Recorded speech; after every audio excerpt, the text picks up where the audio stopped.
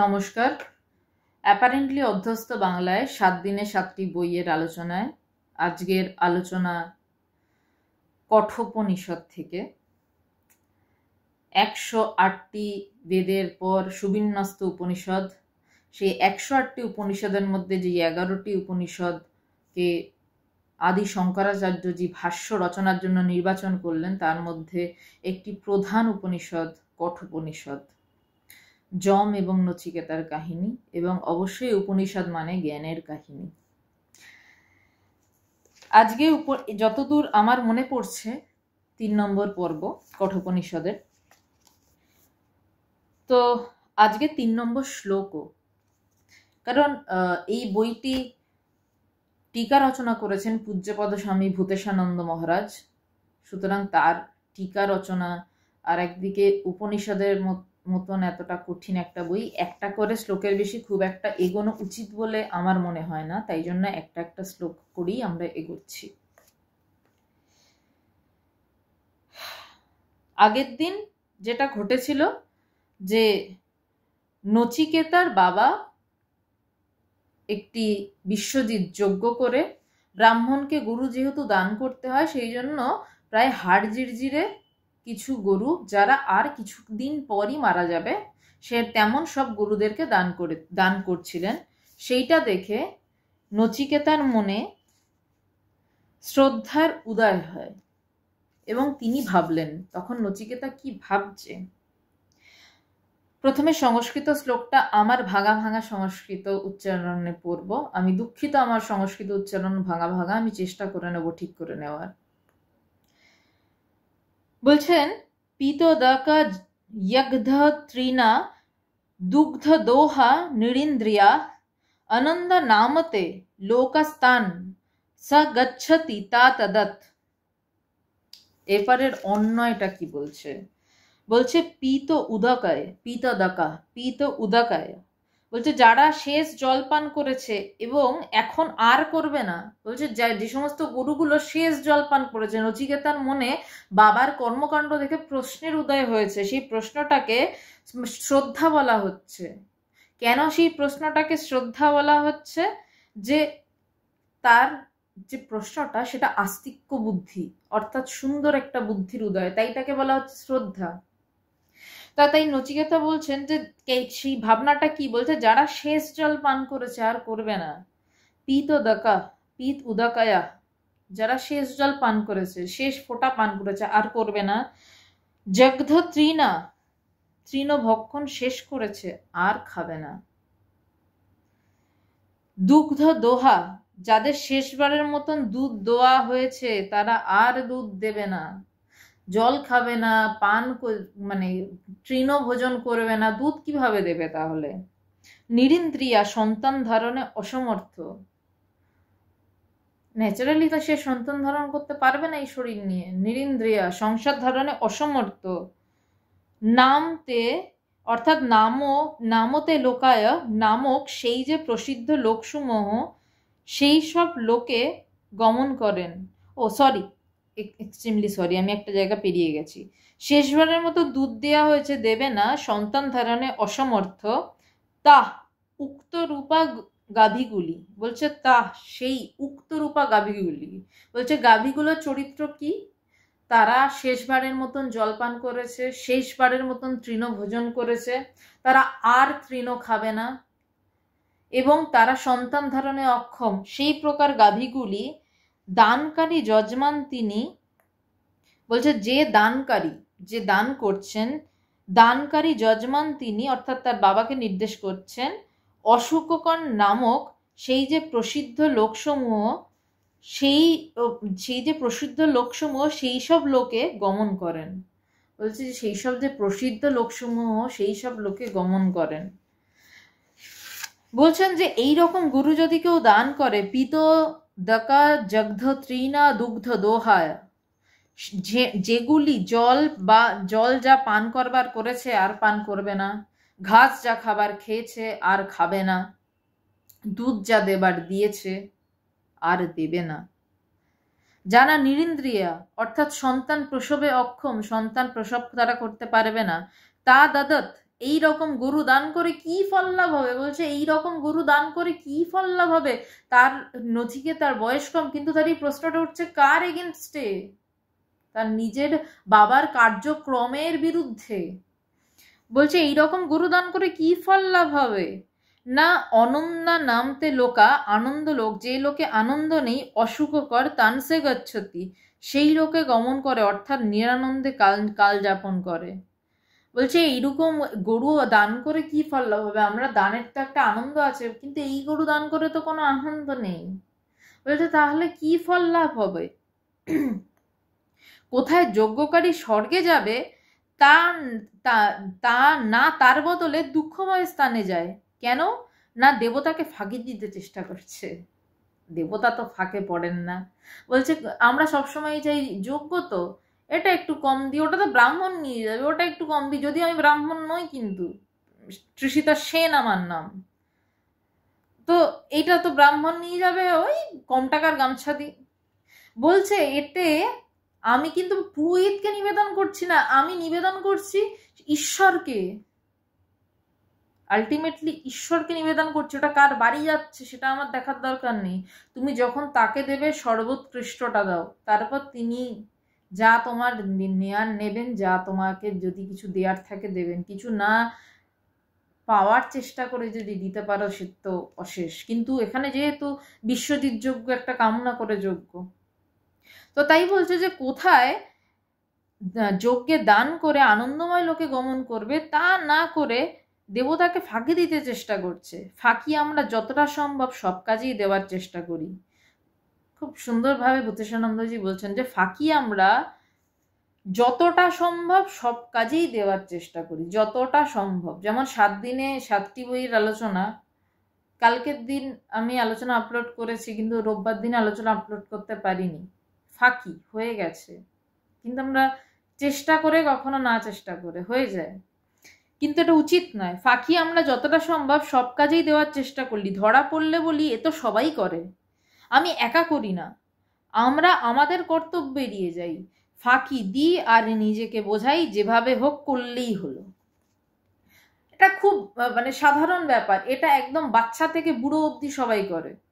পলিটিশিয়ানদের কথা তো ছেড়েই দিন, বাচ্চাকে যদি আপনি বলেন যে তুই এটা করলি কেন, বলে ঠাস করে একটা চর মারলেন, আমাকে কেন মারলে, ও তো ওই কাজটা করেছে, ওর বাবা মা তো ওকে কিছু বলছে না। আরে ওর বাবা মা, ও মিথ্যা করেছে ওর বাবা মা বলছে না, তাহলে তার মানে এই নয় যে তোমার মিথ্যা করার লাইসেন্স তুমি পেয়ে গেলে। এবং এটাকে জীবনে এক্সটেন্ড করুন, ও এই করেছে অফিসের ক্ষেত্রে, ওকে ওর ম্যানেজার কিছু বলছে না, আমি করিনি অথচ আমাকে বলল। অর্থাৎ দোষটা প্রাধান্য নয়, মিথ্যাটা প্রাধান্য নয়, প্রাধান্য হচ্ছে ওকে কেন বলল না, তাই আমি ফাঁকি দেব। ফাঁকিটা জাস্টিফাইড। পলিটিক্যাল ক্ষেত্রে গেলে তার কথাই নেই, একটাই কথা, এই করেছে ওই করেছে ওই করেছে এবং ওই করেছে এবং ওই করেছে। বলছে আমরা আমাদের কর্তব্য এড়িয়ে যাই, ফাঁকি দিই আর নিজেকে বোঝাই যেভাবে হোক করলেই হলো, যেমন করে হোক করেছি তো করলেই হলো। যজ্ঞ করেছি এই যথেষ্ট, গরু দিতে হবে ঠিকই, কিন্তু কেমন গরু দিতে হবে তা কি বলা আছে? ফাঁক আমরা খুঁজে নিই, আমরা মনুষ্য প্রজাতি, ভয়ঙ্কর, সব থেকে ভয়ঙ্কর প্রজাতি। বলছে যজ্ঞ করতে হবে বলা আছে, করেছি। গরু দিতে বলা আছে দিয়েছি। কেমন গরু দিতে হবে তা তো বলে দেয়নি। সেটা কার উপর নির্ভর করবে? নিজের হৃদয়ের উপর।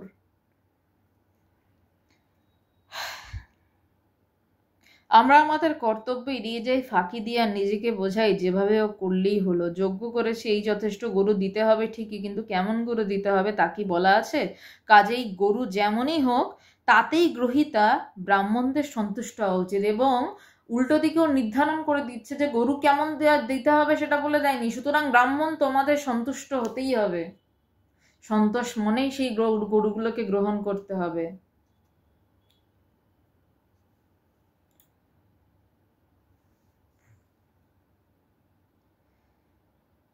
স্বামী বিবেকানন্দ বলছেন দেবতা কি আমাদের চেয়েও আহাম্মক? তার ভাববার কথা গ্রন্থে রয়েছে। স্বামীজি বলছেন এই প্রসঙ্গে যে দেবতারা কি আমাদের থেকেও বেশি আহাম্মক বলে আমরা মনে করি? তার ভাববার কথা গ্রন্থে আছে যে একজন কর্মবাড়ির কড়া মাজার মতো সুরে ভজন গান করছে, কড়া মাজার মতন সুরে। তো চৌবেজি জিজ্ঞাসা করলেন, কি করছো?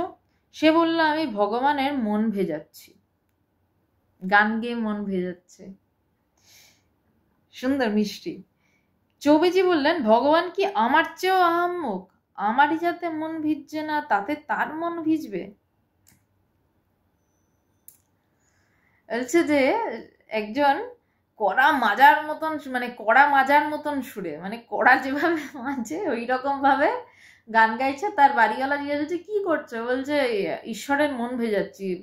তা তিনি চৌবেজি ভাবছেন যে যেটাতে আমারই মন ভিজছে না সেটাতে ঈশ্বরের মন ভিজবে? ঈশ্বর কি আমার থেকেও বড় আহাম্মক? ঠিক সেই রকম মানুষ মনে করে গরু দেবার কথা, যেমন গরুই দেয়া হোক ব্রাহ্মণরা তাতেই তুষ্ট হয়ে যাবেন। ব্রাহ্মণরা এমন গরু পেয়ে খুশি হবেন না জানা কথা, তবে তাদের তুষ্ট হওয়া বা না হওয়াটা বড় কথা নয়, আসল হচ্ছে যজ্ঞটি পূর্ণ করা। তারপর ব্রাহ্মণেরা যা ভাবারাই ভাবুন। আসল কথা হচ্ছে আমাকে এই বিধিনিষেধ করে দেওয়া হয়েছে, আমাকে একটা রোবট বানিয়ে দেওয়া হয়েছে, রোবটে কতগুলো ফাংশন ফিক্স করে দেওয়া হয়েছে, তুমি ওগুলো ছাই হোক ভস্য হোক কমপ্লিট করো। মানেটা এই দাঁড়ায়, মানে আমার হৃদয় বলে কিছু নেই, আমি মন থেকে কিছু করছি না আনন্দ করে, আমি একটা রোবটের মতন কাজ করছি। যে ব্রাহ্মণেরা এমন গরু পেয়ে খুশি হবেন না জানা কথা, তবে তাদের তুষ্ট হওয়া বা না হওয়াটা বড় নয়, আসল হচ্ছে যজ্ঞটি পূর্ণ করা। তারপরে ব্রাহ্মণেরা যা ভাবেন ভাবুন, আমার ফল লাভ তো হবে। বলছে আমার ফল লাভ তো হবে। এ হলো শ্রদ্ধাহীন লোকের কথা। যিনি শ্রদ্ধাবান তিনি কোনো কিছুই এভাবে করতে পারেন না, তাকে সবই সুষ্ঠুভাবে করতে হয়। বলছে এটা হলো শ্রদ্ধাহীন লোকের কথা। এই কথাটা শ্রদ্ধাহীন লোকের কথা। যিনি শ্রদ্ধাবান তিনি কোনো কিছুই এভাবে করতে পারেন না। যিনি শ্রদ্ধাবান, এটা শ্রদ্ধাহীনের কথা। যে শ্রদ্ধাবান সে কোনো জিনিসই এভাবে করবে না। একটা গামছাও সে সুন্দর করে কিনবে, তার গায়ে মুছলে যেন আরাম লাগে সেটা ভেবে সে দেবে, কারণ তার মনে হবে যে আমি কাকে দিচ্ছি, আমি দেবতাকে দিচ্ছি, তার যেন গা মুছে আরাম হয়। কেউ কেউ বলেন ভগবান মন দেখেন, কি দিচ্ছ না দিচ্ছ তা কি আর তিনি দেখেন? তিনি দেখেন না, কিন্তু যে দিচ্ছে সে তো দেখে। ভূতেশানন্দ মহারাজের ব্যাখ্যা করা তো হবেই। বলছে অনেকে বললে যে ভগবান কি দিচ্ছ না দিচ্ছ দেখেন না, ভগবান মন দেখেন। বলছে কিন্তু যে দিচ্ছে সে তো তার মন দেখছে, সে আরো দিতে পারতো, কিন্তু সে কম দিচ্ছে সেটা আলাদা। কিন্তু সে আরো দিতে পারতো, কিন্তু সে দিচ্ছে না, সেটা আরেক।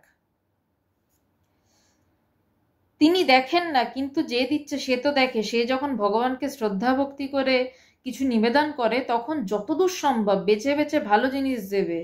তা না করে নৈবেদ্য দিতে হবে বলে যেমন তেমন কলা আর সন্দেশ কিনে এনে নৈবেদ্য সাজালাম, এটি শ্রদ্ধার অভাবের পরিচয়। বলছে আমি ঈশ্বরকে দেব, সব থেকে ভালো যে জিনিসটা সেটা দেব, এইটা যেন তার ভাবনায় থাকা উচিত। এইটা না ভেবে যেমন তেমন কলা সন্দেশ কিনে এনে নৈবেদ্য সাজালাম, এটা শ্রদ্ধার অভাবের পরিচয়। বলছে এটাই শ্রদ্ধার অভাবের পরিচয়। শ্রদ্ধার অভাবে লোকে এইরকম কার্পণ্য করে। যখন মেয়ের বাড়িতে তত্ত্ব পাঠায় তখন কিন্তু ওরম করে পাঠায় না, তখন সব থেকে সেরা জিনিসটা চাই, কারণ আমার মেয়ের বাড়ির তত্ত্ব। ওদিকে ঈশ্বর যার জন্য সে সব করতে পারছে, তার জন্য ওই যেমন তেমন করে একটা নৈবেদ্য সাজালেই হলো। ভগবানের ক্ষেত্রেই অন্যরকম করে, শ্রদ্ধা থাকলে এমন কাজ করতো না।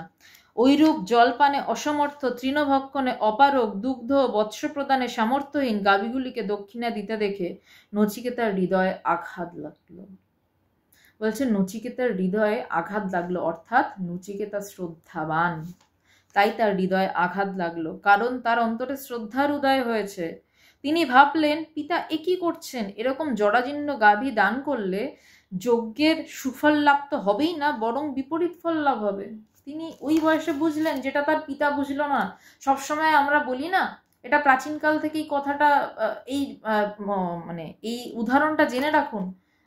সবসময় আমাদের বাবা মারা বলেন যে আমি বেশি বুঝি না তুই বেশি বুঝিস। কখনো কখনো সন্তান বেশি ভালো বোঝে, তার সংস্কারের ফল সেটা। কখনো কখনো বাবা মার থেকে সন্তান বেশি ভালো বোঝেন, ঠিক যেমন এই সময় নচিকেতা তার বাবার থেকে ভালো বুঝছেন। তো তাই বলছেন যে পিতা একই করছেন, এরকম জরাজীর্ণ গাভীদান করলে যজ্ঞের সুফল লাভ তো হবেই না, বরং বিপরীত ফল লাভ হবে। আমি তার সন্তান, তাই আমার কর্তব্য তার কাজ যাতে অসম্পূর্ণ না থাকে তা দেখা। বলছে আমি তার সন্তান, আমার এটা কর্তব্য তার কাজ যাতে অসম্পূর্ণ না থাকে তা দেখা। সে এটা মানে বাজে কাজ হচ্ছে ছেড়ে দিয়ে চলে যাই না, সে বলছে এটা তো আমার কর্তব্য যে তার কাজ যাতে অসম্পূর্ণ না থাকে। প্রাণ দিয়েও যজ্ঞের পূর্ণতা সম্পাদন করে পিতার অনিষ্ট নিবারণ করা পুত্রের কর্তব্য।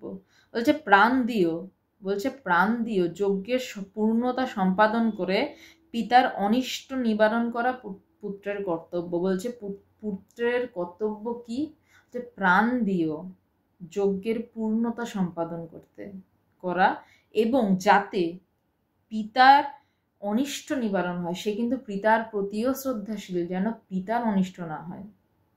যেই সব সন্তানেরা বাবা মার ভুলকে ভুল বলে বলেন, তারার মধ্যে 90% হয় তারা চায় না যে বাবা মার ক্ষতি হোক।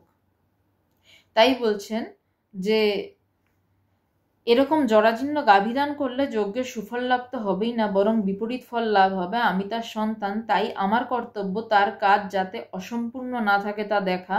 প্রাণ দিয়ে যজ্ঞের সম্পূর্ণতা সম্পাদন করে পিতার অনিষ্ট নিবারণ করা পুত্রের কর্তব্য, প্রাণ দিয়ে হলেও। এক্ষেত্রে নচিকেতা যা করণীয় তা বিচার করে তিনি পিতার কাছে গিয়ে বললেন। কি বললেন, কি হলো? এই শুরু হলো কঠোপনিষদের আসল মজার জায়গা বা আসল কঠিন সত্যের জায়গা, যেই শ্লোকটি নিয়ে 4 নম্বর শ্লোক নিয়ে পরের দিন আলোচনা করব। সবাইকে প্রণাম এবং প্রার্থনা করি ভগবানের কৃপায় সবার মনে শ্রদ্ধার উদয় হোক, কারণ শ্রদ্ধা ছাড়া কিচ্ছু সম্ভব নয়। শ্রদ্ধা ছাড়া এই আলোচনা শোনাও সম্ভব নয়, যে কোনো আলোচনা শোনা সম্ভব নয়। সবাই ভালো থাকুন। জয় ভগবান।